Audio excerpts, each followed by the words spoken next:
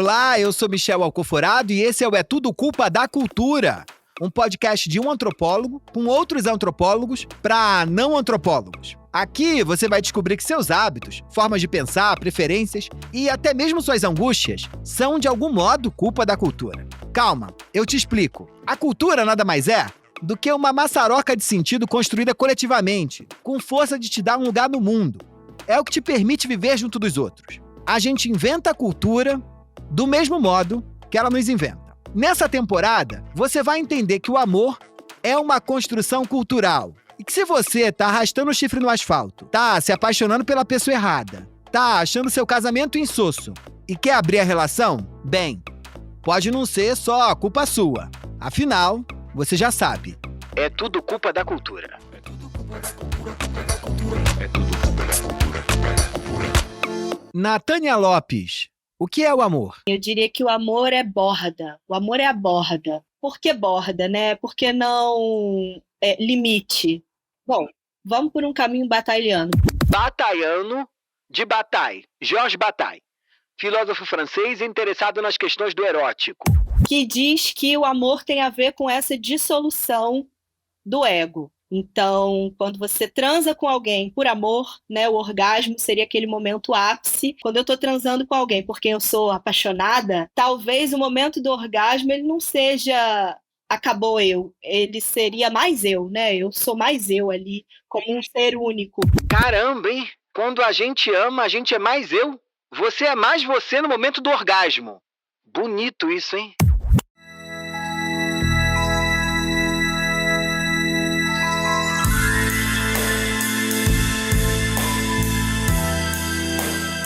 Natânia Lopes é antropóloga, puta ativista na Rede Brasileira de Prostitutas e no coletivo Puta da Vida. Além da vasta experiência com pesquisas com bandidos, crime organizado no Rio de Janeiro, no doutorado, Natânia entrou no mundo da prostituição de luxo para compreender o dia a dia dos bordéis e das call girls. Quando a gente estava montando aqui a seleção dos antropólogos convidados para participar dessa temporada, eu pensei, temos que chamar a Natânia. Na hora eu, muito permeado pelos meus preconceitos, ficava me perguntando, mas será que as putas amam?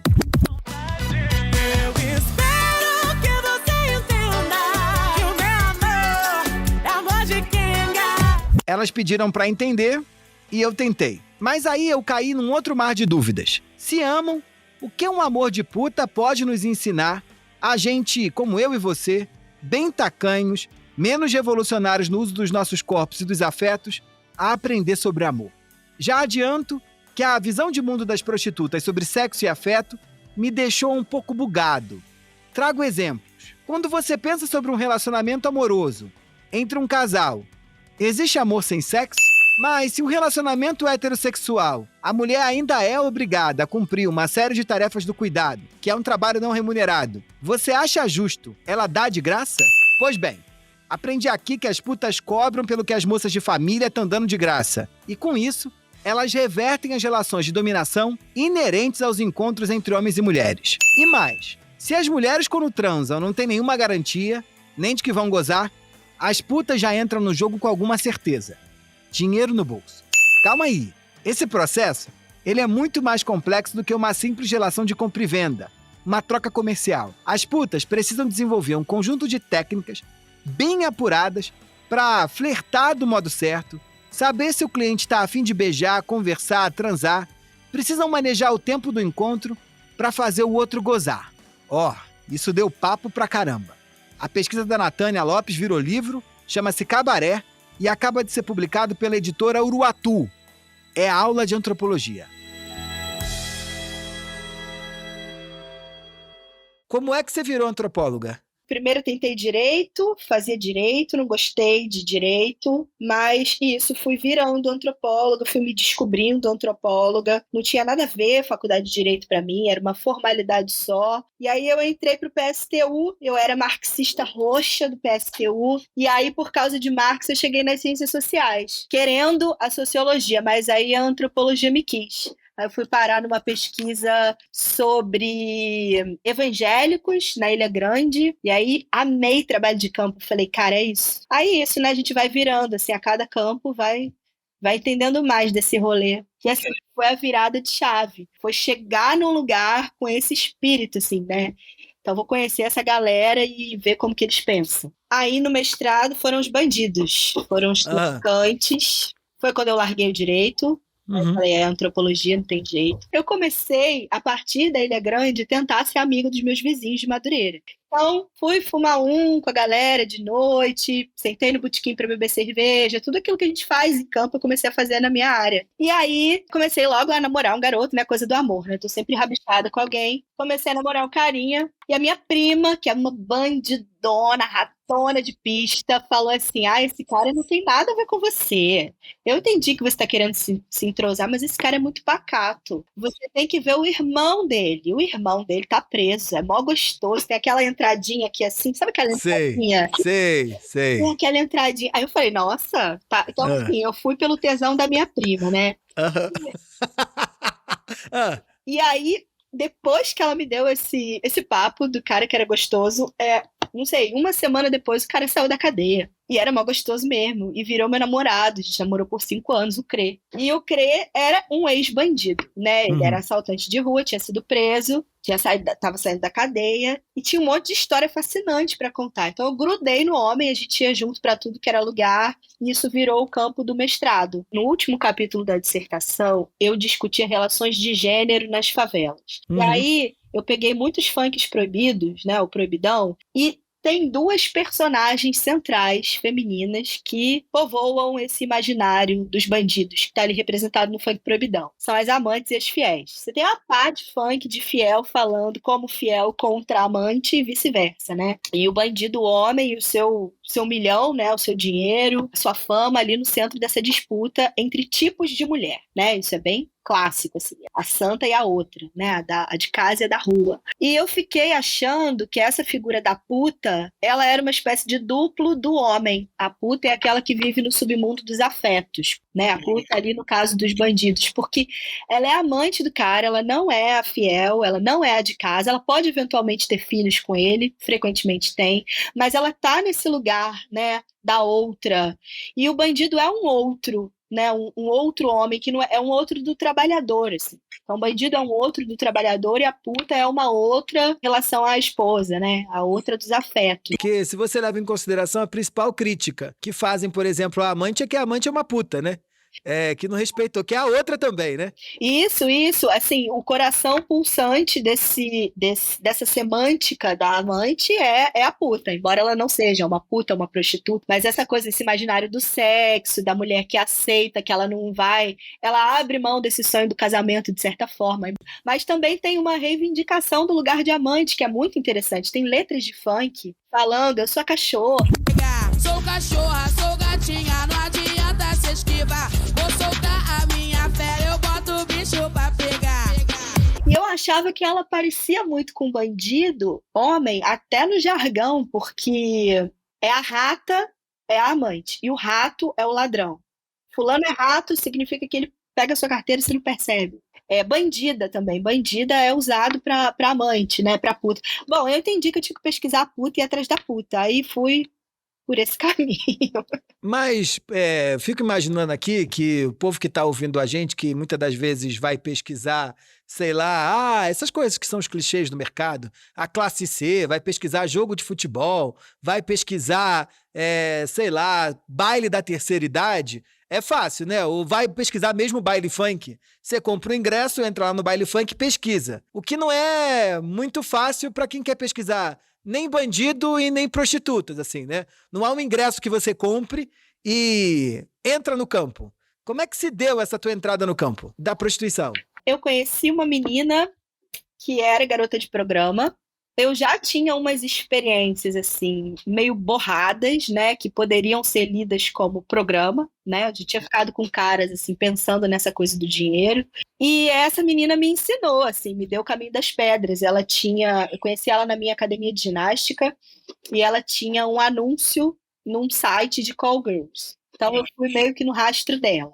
Depois disso, fiz outras incursões, assim, entrei em bordel, trabalhei em alguns bordéis. E me conta um negócio assim, tem uma diferenciação muito clara que você faz, não é você que faz, é o campo que faz, que entre os vários tipos de prostituição. Você falou agora um desse que é o cowgirl, né, que são as meninas que colocam as fotos no site, você tem o bordel, você tem a moça da rua, você tem a prostituta do livro rosa, do caderno rosa, book rosa.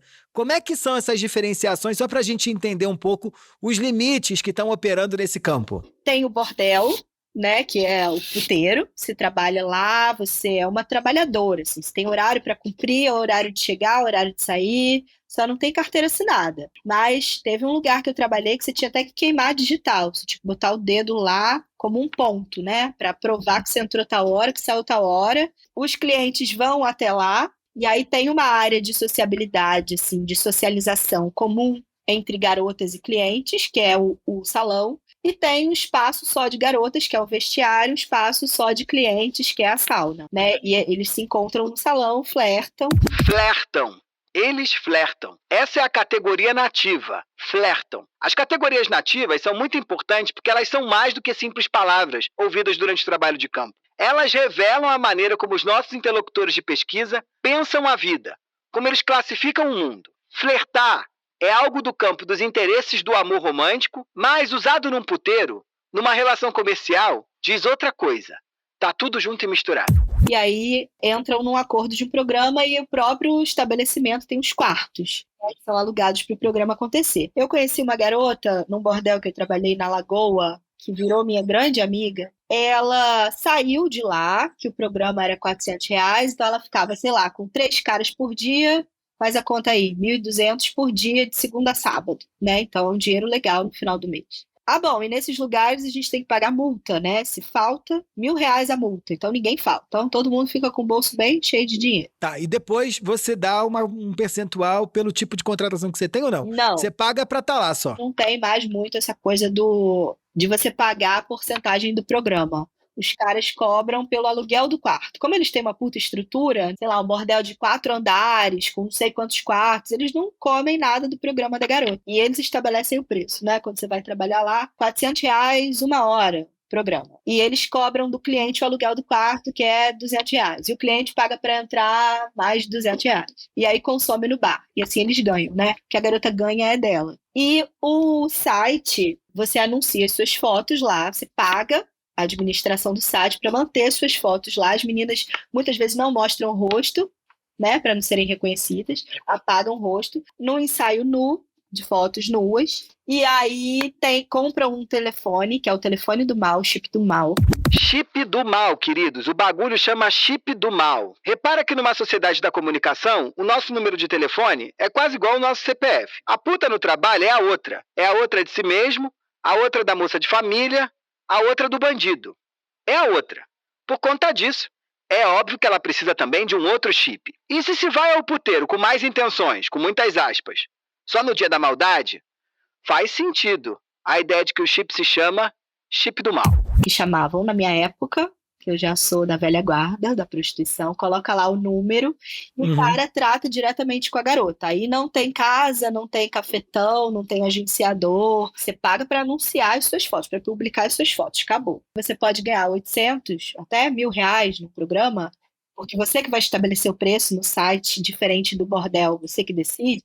Bati um papo com ele no telefone, porque é assim o flerte da call girl, né? Ele liga e você fala com ele por telefone. De segurança, né? E como é que é essa conversa, Natânia? Ele liga e fala, oi, quero... E aí, quanto custa o programa? Ele fala, oi, amor, eu vi suas fotos no site, muito gostosa, hein? Porra, que bunda que você tem, maravilhosa, adoro mulher assim, assada. Aí você faz, ai, amor, obrigada, eu sou assim mesmo, toda linda, não sei o quê, sou muito cheirosa, vamos marcar? Vamos. Né? O que você faz? Você faz sexo anal? Ah, não. Ou então, faço se o seu pau não for muito grande. Se for muito grande, aí chega lá na hora, sempre é grande. Aí não... Olha o golpe. Genial, genial. Eles acham que estão pagando e vão conseguir tudo. Vocês não entenderam nada, né? Existem coisas que o dinheiro não compra. Afinal... Bumbum não se perde, bumbum se conquista. Bumbum não se perde, bumbum se conquista. puta feliz, aquela história, né? Mas assim, como a call girl desenrola no telefone, ela não vê o cara. Então já é mais arriscado aí, né? Você tem um elemento a menos para avaliar se aquele cliente representa ou não risco. Bom, aí fechou o programa. A call girl, vou sair com esse cara essa semana, vou sair com ele amanhã. Marcamos o programa amanhã, R$1.000, botou R$1.000 no bolso. Ela fala com outros caras no telefone e ela eventualmente não se sente segura para marcar 3 programas no mesmo dia. Ela vai fazer, no final das contas, 2 por semana. Nessa triagem, nesse processo de seleção. Que como o risco do encontro é muito maior, ela precisa pensar muito antes, né? Ela precisa cuidar muito desse cálculo. Então, se você for botar na ponta do lápis, se você é obrigada a estar no puteiro de segunda a sábado, botando no bolso R$1.200 por dia, ainda que você fique com mais caras por um preço muito menor, você ganha mais no final das contas. E tem prostituição de rua, que é totalmente livre, né? Você acerta com o cliente, entra no carro dele se quiser. É super perigoso, assim, tem muito relato de violência. E tem a ficha rosa, que seria alto luxo, né? Programas de 20 mil, 30 mil, 50 mil. E a moça no bordel, não. Ela tem toda uma estrutura que tá posta pelo bordel, pelo funcionamento, segurança na porta, o moço no bar, o salão, o funcionamento do vestuário, quem vai pra sauna, quem não vai, aquela loucura toda. E aí ela consegue, na medida das habilidades dela de conquistar os clientes, levar todo mundo pra casa e faturar muito, pro quarto e faturar muito mais. Mas eu acho que nisso que você fala tem um outro negócio muito importante também, que tá no teu trabalho, que é a ideia de como é que o consumo exacerbado de produtos de luxo, de certo modo, limpa essa reputação da puta, né? No sentido de que você se torna, com muitas aspas aqui, né, pro público amplo não ficar horrorizado, menos puta na medida em que você não se parece ou não se comporta como uma. E aí isso te valoriza também, né? Sim, é essa higienização daquelas marcas, assim, você imagina a Julia Roberts em Uma Linda Mulher, o antes e o depois, né? Quando ela é escrotizada na loja, que ela tá do jeito que, inclusive, eu me visto muito, assim, né? Com um top rosa, uma saia, uma bota até o joelho, uma boina, uma peruca loira, e depois com o cabelo solto, natural, né? Um vestido um pouco mais soltinho. Eu acho que tem essa coisa de consumo de roupa, de marca, de procedimento estético, que vai permitindo que as outras pessoas te leiam como alguém de classe alta, né? Consumo de marca de luxo, de informação a partir dos clientes, do que é um bom champanhe, o que é, você vai aprendendo. E aí você vai usando esses códigos, assim, para ficar melhor na série, para ganhar mais dinheiro, para fazer programas melhores. Como é que é isso na distinção das meninas dentro do campo, tá? Como é que elas lidam com essas imagens da prostituta que faz por necessidade e da outra que faz isso por aventura, por vontade? Não sei, essa fantasia acho que é meio furada, né? O que é uma puta que se prostitui por necessidade e o que é uma puta de luxo? Que não...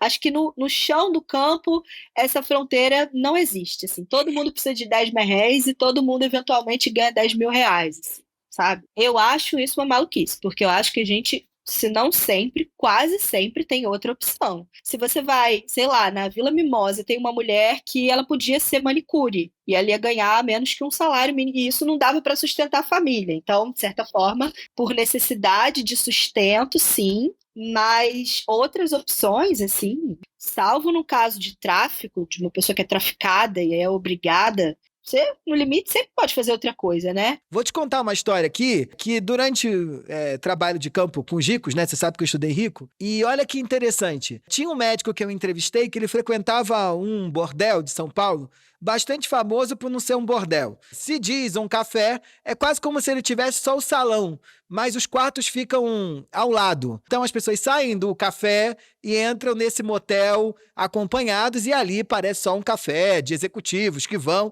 e com meninas que ocasionalmente escolhem também aquele café por ser o café muito bem, o melhor café do mercado, que não é, né? É um bordel disfarçado de café. E esse moço que eu entrevistava, que era um médico, por volta dos 40 anos, ele adorava ir nesse café para ajudar as meninas, que era a categoria que ele usava. Eu vou lá para ajudar as meninas.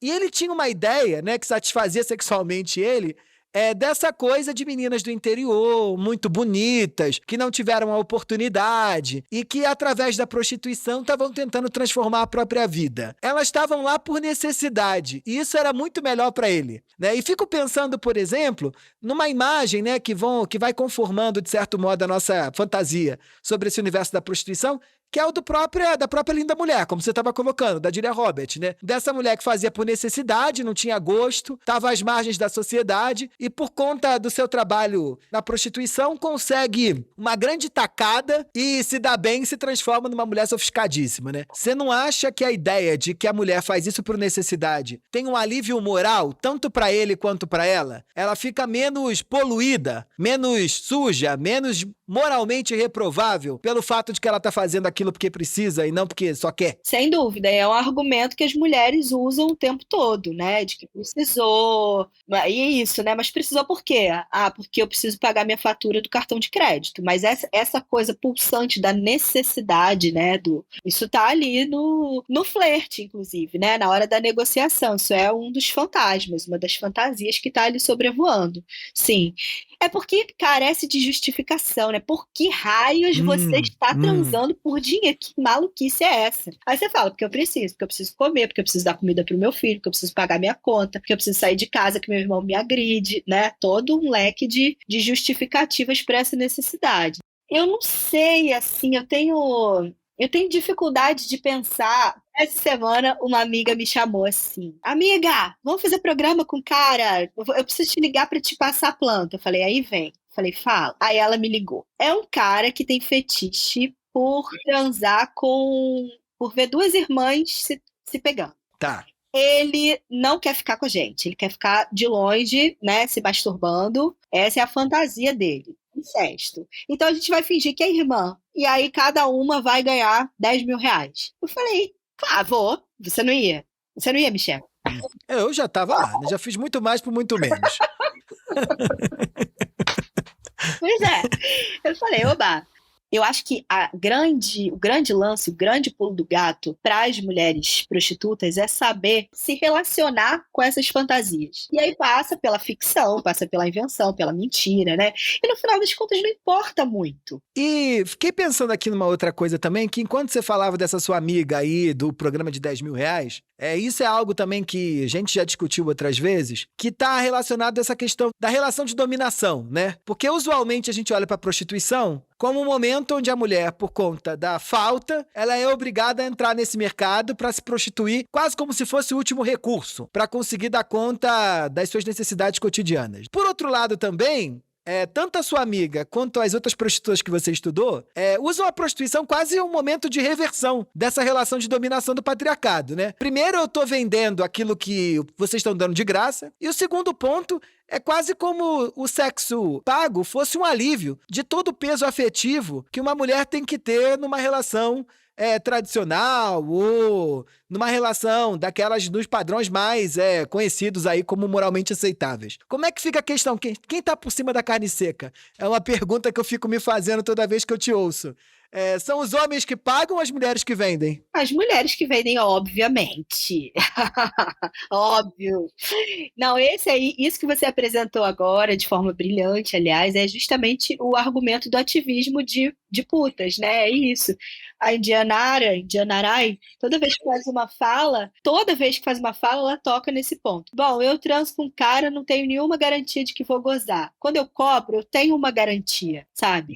De que alguma coisa eu estou recebendo. Se eu gozar, ótimo. Se eu não gozar, pelo menos eu botei dinheiro no bolso. Isso, né, de fazer de graça, eu acho que a mulher entra muito nesse jogo do sexo, do flerte, do amor com o homem, perdendo sempre, né? Por mais que a gente deseje que não seja assim, por mais que dentro de uma relação homem-mulher a gente consiga subverter essa lógica, o que está dado culturalmente, a culpa que a cultura tem nisso é de enviesar as relações no sentido de que os homens ganhem. E a prostituição é uma subversão disso. Porra, minha avó chamava xereca de tesourinho, né? Tesourinho. A gente dá, você vai dar, o cara come, né? Olha só esse vocabulário. Então a gente perde quando se relaciona. Enquanto prostitutas, não. Aí as coisas mudam, porque de saída você está ganhando alguma coisa, você está prestando um serviço. Você é uma trabalhadora. É um discurso recorrente entre as prostitutas, inclusive no putativismo de uma maneira geral, é essa ideia de que a prostituição é uma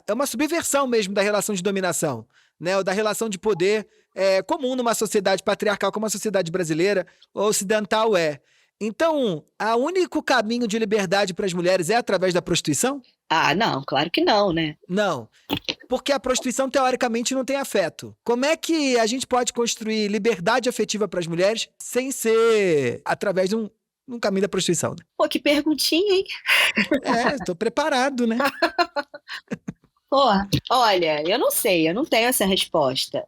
Eu imagino que a construção de alguma liberdade afetiva dentro de um sistema de opressão de gênero, ela só pode acontecer caso a caso, num exercício constante de negociação em cada relação em que você se mete, com seu chefe, com seu marido, com seu filho. Gente, meu filho é um pequeno ditador, sabe? Uhum, E eu fico assim, o uhum, que eu faço com esse machinho mirim, assim? É difícil, né? Eu falo uma coisa pra ele, ele ouve o contrário em tudo quanto é espaço, na escola, na rua, no bar, pra onde o pai leva ele. Então eu imagino que uma liberdade, assim, num sentido amplo, prescindindo de uma troca econômica, chutou o balde do capitalismo e agora a gente vive de forma realmente amorosa, né? Com os homens e mulheres. Aí é só negociando caso a caso, dizendo, você tá sendo escroto, pega leve, cala a boca, cala a boca, cala a boca, homem.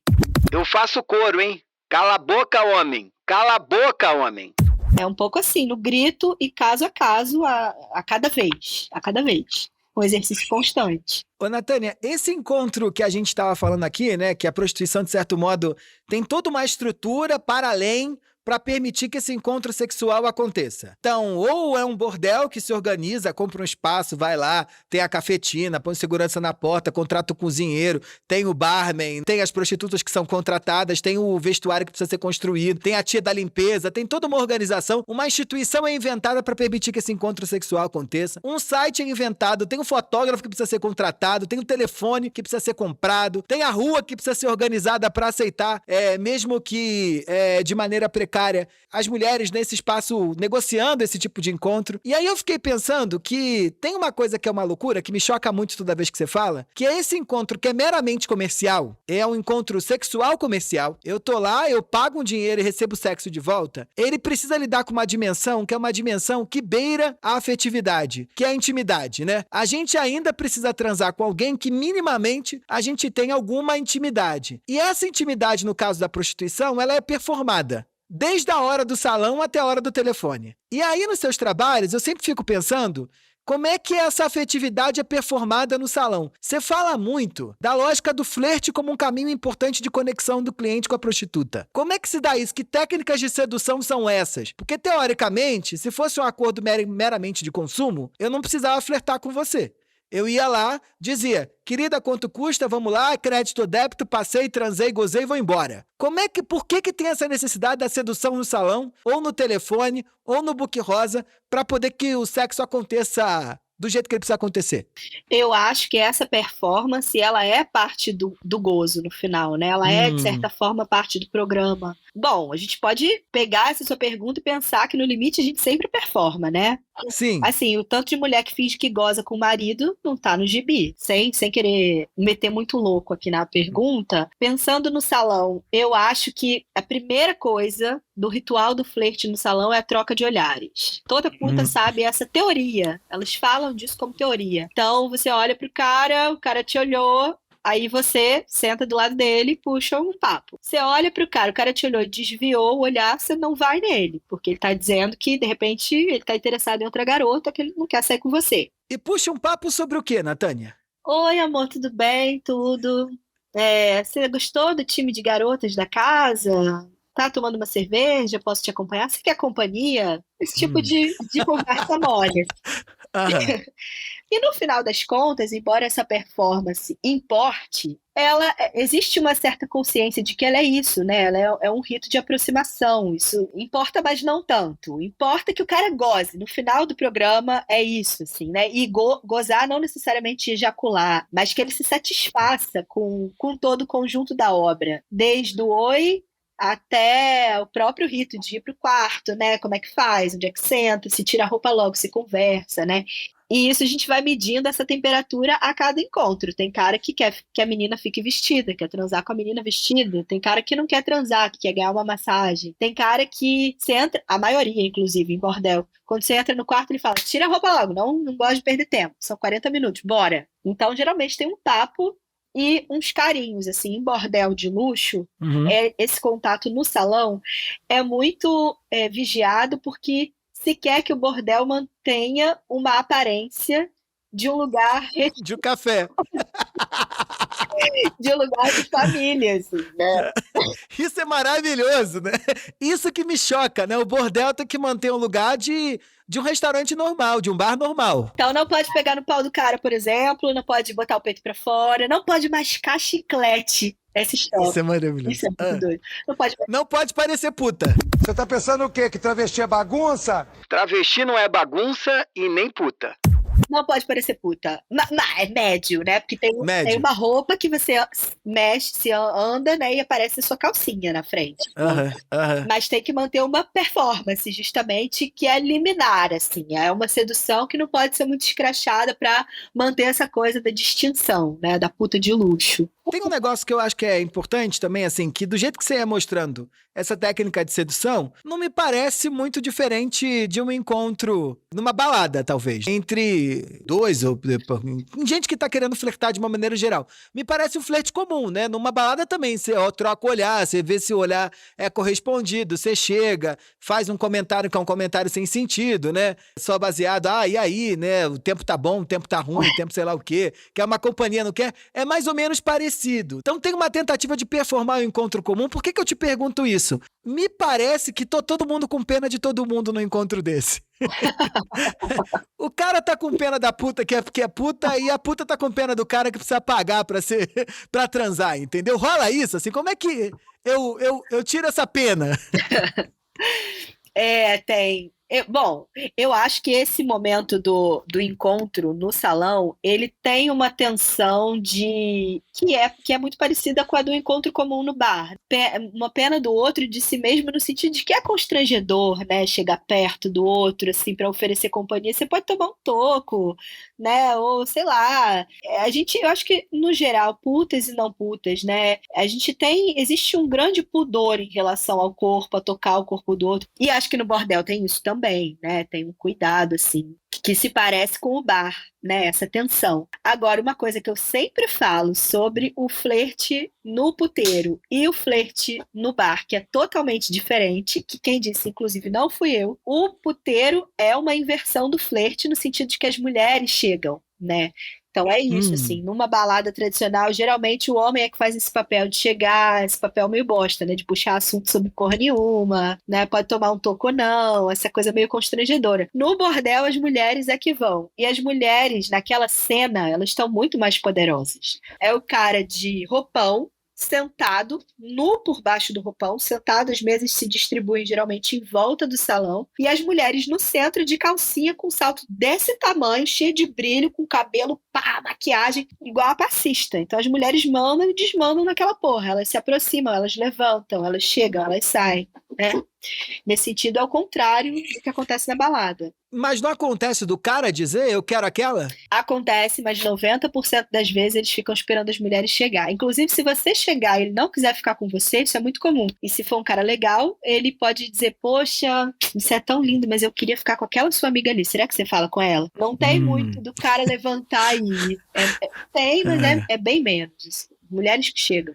E eu entendo que elas oferecem para os clientes, quando chega uma menina nova, elas já conhecem o perfil de interesse de cada cara, tem uma relação meio de eu sou amiga, né? Eu sou brodinha do fulano, então essa menina aqui tem o cabelo assim, tem o corpo assado, isso aqui é do jeitinho que o fulano gosta, liga pro fulano e fala, olha, chegou uma menina aqui que é o seu número. E essa categoria interessantíssima, que são os putanheiros. Olha a categoria nativa aí de novo, hein? Os putanheiros.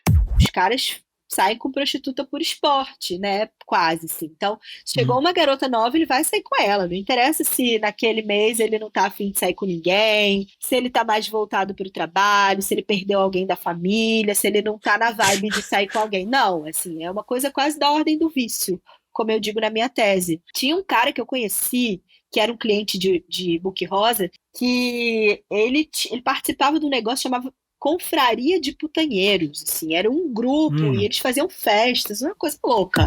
Tem até música. Putanheiro, morre putanheira, putaria, mimimi.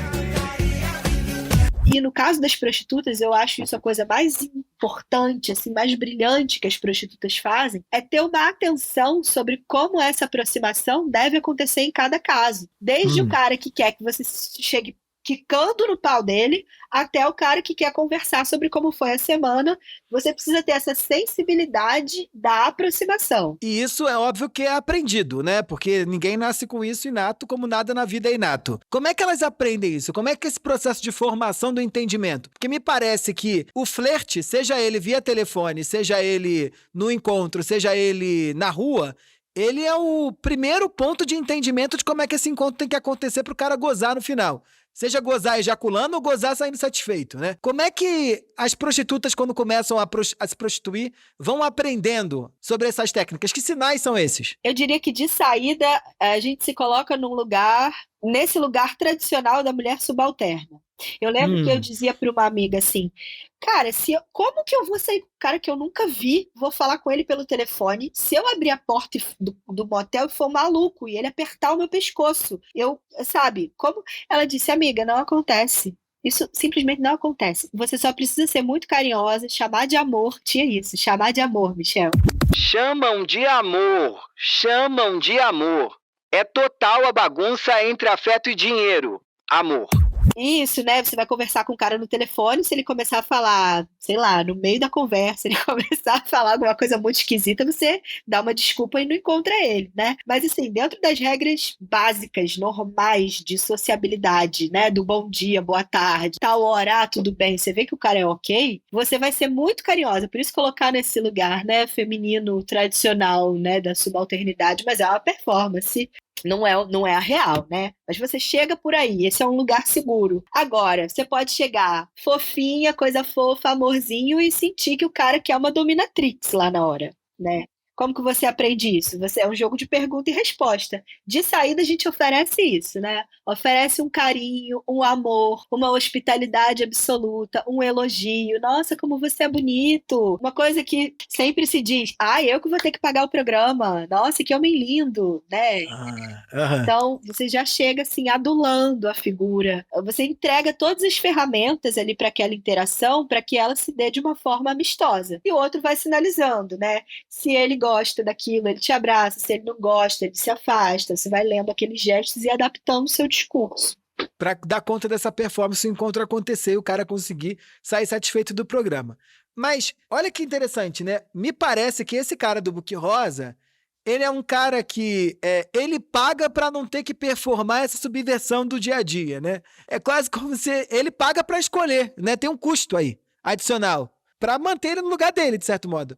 Ou reforçar a posição dele de poder, né? Tem isso. Os caras de Book Rosa, ou até os clientes de Call Girl, eu já escutei muito isso, não gostam de ir a bordel, acham sujo. Até a ideia, e às vezes não gostam nem de ir a motel, porque a ideia de que outras pessoas deitaram, outros corpos deitaram naquela cama. E a menina no bordel, né? O que é? Tem um cliente, eu me lembro de um cliente que gostava de sair sempre com a mesma garota.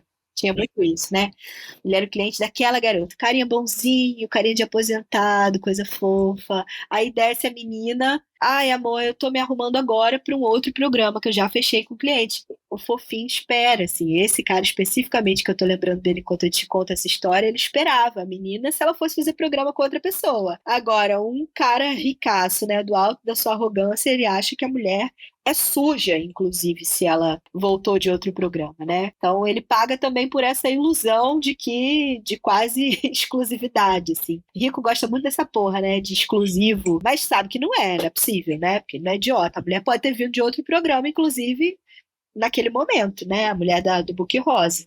Ô, Natânia, tem um negócio que sou apaixonado por essa questão do flerte, porque eu acho que ela é uma revolução dentro de uma relação de consumo. Porque é ali que a gente opera com o simbólico, né? É ali que a gente deixa de lado essa simples relação pragmática de crédito e débito e a gente começa a botar humanidade, sociedade humana pra caramba no meio desse encontro. E aí eu fiquei pensando numa coisa que pra você é muito importante, que você fala que essa conversa do salão e o salão do bordel por si só, ele é quase um espaço submerso numa outra lógica de tempo, né? Assim como os shopping centers, né, e as igrejas não tem relógio, eles entram numa outra lógica de tempo completamente diferente.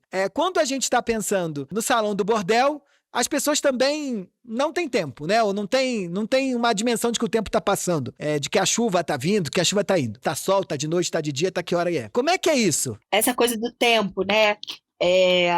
Então, o cara entra num puteiro, ele não pode entrar lá com pressa, né? O que os administradores do bordel querem é que o cara esqueça do tempo lá fora e fique lá dentro bebendo, gastando dinheiro no bar e saindo com as prostitutas. Como no shopping, né? Não tem janela. Você entra no shopping de dia, tá claro. Você passa a tarde no shopping, quando você sai, você se surpreende porque tá escuro. Bordel é igual. Tem muito uma coisa das luzes no bordel, assim, também, que cria ali um ambiente muito próprio. O salão, ele tem aquelas luzes de boate, né? Fachos de luz colorida e tal. Uhum. Tem muito um cheiro de sauna no bordel inteiro. Tinha uma amiga que dizia que cheiro de bordel é eucalipto com Victoria's Secret, porque é aquele cheiro de perfume doce das mulheres. Sei. E o cheiro da sauna. É uma nave, assim, é uma nave espacial, igual um shopping. E para as mulheres, para a experiência das prostitutas especificamente, é assim, é bem doido, porque a mulher vai pro vestiário, é aquela luz branca de necrotério, a mulher se maqueia, se higieniza, desce pro salão. Aí tudo escuro, luzes coloridas, estrobo, não sei o quê. Pega o cara, vai com o cara pro quarto, 40 minutos, uma meia luz. Volta pro vestiário do bordel, luz branca, se higieniza de novo, desce pra escuridão do salão. Então é uma coisa meio, parece uma elipse, assim, no tempo mesmo. Mas o que é mais doido é que apesar de ser um lugar onde o tempo não passa, ou onde o tempo passa de forma acelerada, tempo é uma dimensão importantíssima, porque tem o tal do cliente pentelho, né? Que é aquele que não tá muito preocupado com o tempo. O cliente pentelho, ele fica conversando com várias meninas e não pega ninguém, assim. Ele não faz a roda girar. Não faz a roda girar. E é um mistério, assim, da prostituição, esse tipo de figura, porque muitos, não é que ele não sei se ele cai no buraco negro da própria exigência, que nunca é satisfeita, tipo, não quero essa mulher, quero uma loura. Aí chega a loura, não, essa loura, eu quero uma loura de cabelo comprido. Aí vê a loura de cabelo, não, essa daí tem um piercing, eu não gosto de piercing. Eu não sei se os caras caem um pouco nisso, às vezes, ou se o cara goza, entre aspas, né, se satisfaz simplesmente por estar no ambiente do salão conversando com uma e com outra, e até eventualmente dizendo não para todas, né? Não, você não, não, você não. Tem, assim, chamam de fariseu, às vezes, em Copacabana as meninas chamavam de fariseu. Essa terminologia bíblica, o cara que é, sei lá, meio pau duro, não fica com ninguém. Encontro pra ele é o flerte. E as mulheres sinalizam entre si, tipo, chega uma desavisada, acabou de chegar na boate. Oi, amor, senta do lado dele, outra já passa do lado e ó, babou, esse cara aí não vai subir não. Aí já desconversa, levanta. Por outro lado, fico pensando também que tem uma questão de que quando esse flerte se estende demais, ou ele vai para além do programa, há sempre o risco de você deixar de entender que aquilo é uma relação comercial. E corre o risco de se apaixonar também, de certo modo, né? Que é também uma fantasia comum na prostituição. Ou do cara que vai tirar a moça da prostituição, vai casar com ela, ou vai dizer que é o cliente fixo dela, vai tirar ela do puteiro só pra atender os desejos dele de mais ninguém. Ou, de certo modo, também, um conjunto de fantasias que são comuns aí no dia a dia, que é de puta não pode beijar, porque senão apaixona, sei lá o quê. Essa dimensão do risco do amor por um tempo estendido também é onipresente, né? Olha que legal. O risco do amor, o amor como risco, muito bom. Uhum. Tem uma coletânea que chama Prostituição e Outras Formas de Amor, mas eu nunca tinha pensado nisso não, o amor como um risco pra puta, né, o risco do apego, assim. Eu acho que pra pensar isso, essa figura do cliente fixo é central, né, que ele tá ali na fronteira entre uma relação pessoal e uma relação comercial. Mas sei lá, se eu pensar na mulher que faz a minha unha há 10 anos, é um pouco isso, se ela me convida pro aniversário dela, eu pago todas as vezes que ela faz minha unha, ela não faz minha unha de graça, mas existe um componente afetivo ali, né? De eu querer aquela pessoa, eu não quero outra manicure. E eu acho que as putas de luxo saem com os mesmos caras, assim, acabam operando desse jeito. Faz uma cartela de clientes, 5 caras, 8 caras e tira foto do site, não vai mais para bordel, sai sempre com aqueles mesmos caras. A coisa do amor, né, daquilo ali virar uma relação conjugal, tradicional, monogâmica, eventualmente, eu vi poucas vezes acontecer, mas eu já vi acontecer. Mulheres que casam com seus clientes. E essa é uma fantasia, não? Isso é uma fantasia mais da sociedade do que das putas. Eu acho que é bem mais da sociedade. Acho que poucas putas caem nesse golpe masculino aí de monogamia. Casa comigo, agora vamos transar de graça. Acho que poucas caem. Casa comigo, agora vamos transar de graça.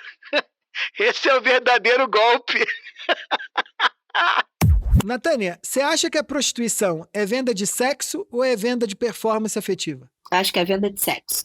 O jogo de afetos ou a simulação de afetos é só pra sustentar a relação sexual. Se eu tiver que dizer sim ou não, eu digo que é. É isso. Então aqueles que não transam não deveriam pagar. Boa. É isso pra maioria das pessoas, talvez. Uhum. Os que pagam e não transam são a minoria, infelizmente. Mas por que te faço essa provocação? Porque se gente que não transa paga, que tá em jogo não é só sexo, né? Não é só sexo. Mas é principalmente o sexo. E aí, hein? E na tua relação, como é que é? Assim, na maioria dos casos, numericamente falando, e nessa dimensão da cultura do que se espera. Quando eu digo puteiro, o que você pensa? Você pensa em afeto ou você pensa em sexo? Se você pensa em sexo, isso é uma informação que precisa ser levada em consideração, né? Eu penso em sexo, mas eu penso em sexo, ou pensava antes de ler o teu trabalho, em sexo como penetração. E o que eu aprendi contigo, que é muito mais do que penetração, né?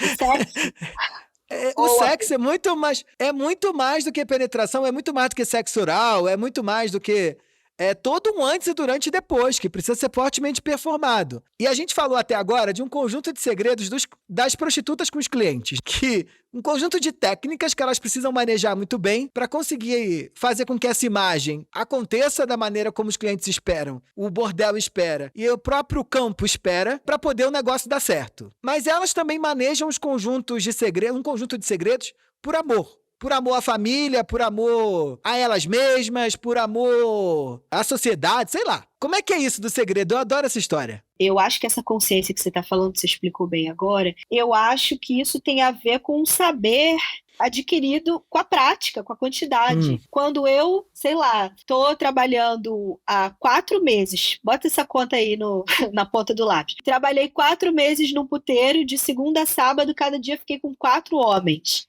Olha o tanto de experiência, de corpo, de sexo, de prática sexual que a mulher não tem nesse cenário. E se você levar em conta, né, o saber constituído no campo, não é nem os caras que eu transei só, que são trocentos. É o que todas as minhas amigas que estão à volta, diariamente, 8 horas por dia, compartilhando sobre isso, já transaram também. Então, você tem uma massa ali de informação, né?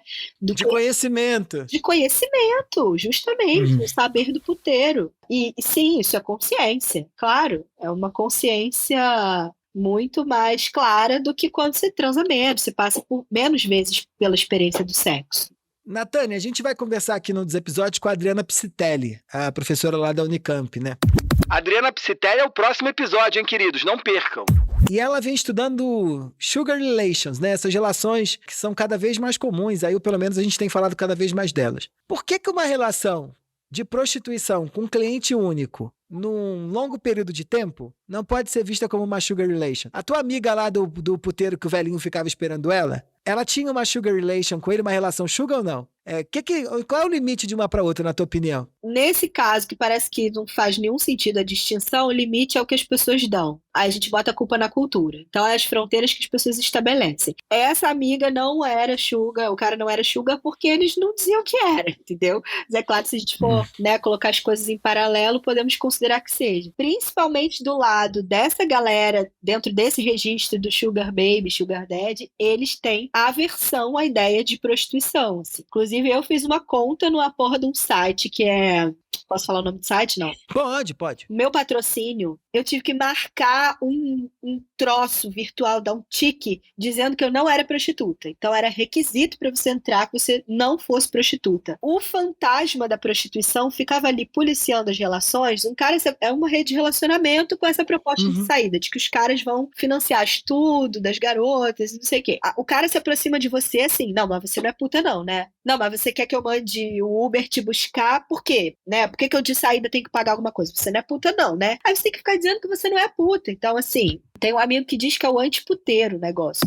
Ah, o amigo dela é gênio, hein? De certa forma que é a lógica do patrocínio, o financiador que decide. Se no caso do puteiro as mulheres têm esse poder decisório na hora do flerte de escolher em quem vão, né? Ali é o contrário, ali o cara dá as cartas o tempo todo, é um nojo. Eu fiquei 24 horas e saí de lá apavorado. É uma relação hierárquica por si só, né? Total. Eu falando isso pra minha terapeuta na análise. Eu falei, o cara chegou pra mim e não tinha nenhuma garantia de nada. Eu ia encontrar ele só por encontrar. Ela falou, aí você sai com ele? janta com ele e ele pode te dar R$1.000 ou um pedaço de torta. Eu falei, exatamente, ele que decide. Não vou correr esse risco. Não vou.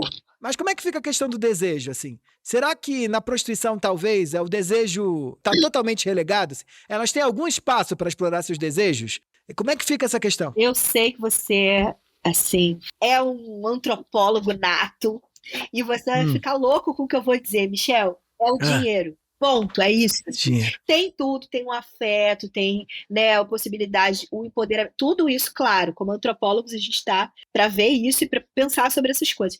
Mas o grande lance é o dinheiro. É isso, assim. É um dinheiro que você sai de casa sem dinheiro nenhum e volta com algum dinheiro. É um dinheiro rápido. E, independente da classe social da mulher, é um ganho estratosférico em relação às suas possibilidades de ganho outras. A manicure que vai para a Vila Mimosa, na Vila Mimosa ela tem um salário de R$4.000. No salão de beleza ela tem um salário de 2. A menina universitária, puta de luxo, que ganha 3 como professora, que ganha 4 como professora, vai ganhar 20. É isso. Esse é o grande tesão das putas. O amor de puta, então, é amor pelo dinheiro? Para além desse papo de bordas que você tava, toda lucubrosa no começo, é um amor pelo dinheiro? Tem um revanchismo de gênero. Eu chamo na tese de sabotagem da troca, que é isso, um pouco essa ideia de passar o cara para trás mesmo, assim, né? E eu acho que tem a coisa da dívida histórica dos homens com as mulheres, que um pouco a gente cobra essa conta enquanto prostitutas, né? O cara, ele tá ali para pagar pelo sexo, é isso que vai acontecer. E tem essa coisa de ganhar o máximo dando o mínimo. E por isso sabotagem da troca. Como é que eu ganho o máximo? Aqui vai acontecer uma troca. Eu vou dar sexo e vou ganhar dinheiro. Como que eu dou o mínimo e ganho o máximo? Rapaz, isso aí que ela tá dizendo joga Marcel Mauss no chão. Calma, eu te explico. Marcel Mauss é um antropólogo francês, um cabeção, hein? Ainda no começo do século XX, ele escreveu o Ensaio sobre a Dádiva, uma teoria sobre a universalidade do dar, receber e retribuir. Tá, eu te explico melhor ainda. Ele vai dizer que toda e qualquer sociedade humana, de uma forma ou de outra, vive num eterno jogo de trocas. Mas trocas especiais, que são as dádivas. E isso obriga os indivíduos a viverem de algum modo colados ao grupo social. E tem força de inventar uma sociedade. Aí tem várias, né? Essa coisa que a gente já falou aqui, por exemplo, do cara que tem o pau, eu quero fazer sexo anal. Aí você diz, eu faço sexo anal com você se o seu pau não for grande. Aí chega no quarto, o cara tira a roupa e você fala, seu pau é grande. Essa malandragem das putas, e como você falou, o cara fica feliz, né? Porque ele tem o pau grande.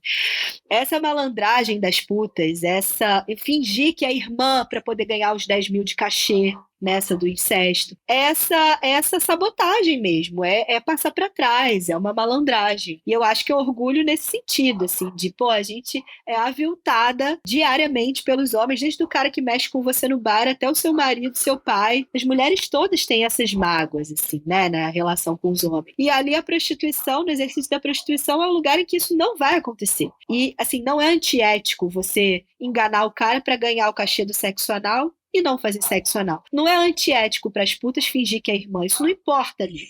Não faz parte de uma moral ou de uma ética, entende? As regras são outras. Então, eu acho que é revanchismo de gênero por isso, assim. Tem uma coisa de cobrar uma conta. O amor de puta é o amor pelo ganho. O dinheiro é o coração pulsante desse ganho. Mas é o ganho, é o ganhar muito mais. Assim. Lindo, lindo. Bem, essa foi Natânia Lopes, antropóloga, grande pensadora dos limites do trabalho de campo etnográfico, sabe tudo disso, hein? E aí agora acabou de lançar esse livro, Cabaré. Eu já comprei. Se você gostou do papo e se gostou da capacidade da Natânia de explicar com seu próprio pensamento ideias que a gente não seria capaz de escrever, ela pensa e escreve. Compre o livro. Natânia Lopes, O Cabaré. O Cabaré. Cabaré puro. Gênia.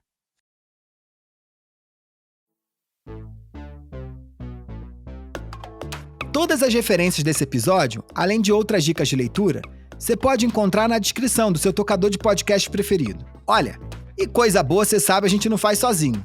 A gente faz junto e misturado com uma turma. Uma turma, de primeira. A produção dessa temporada do É Tudo Culpa da Cultura foi feita por Fabiola Gomes. O roteiro ficou na minha mão e na dela. A vinheta é criação do time do Estúdio Cavalo. E a captação de áudio, edição e sonorização é responsabilidade da Voz Ativa Produções. É isso. Até mais, pessoal.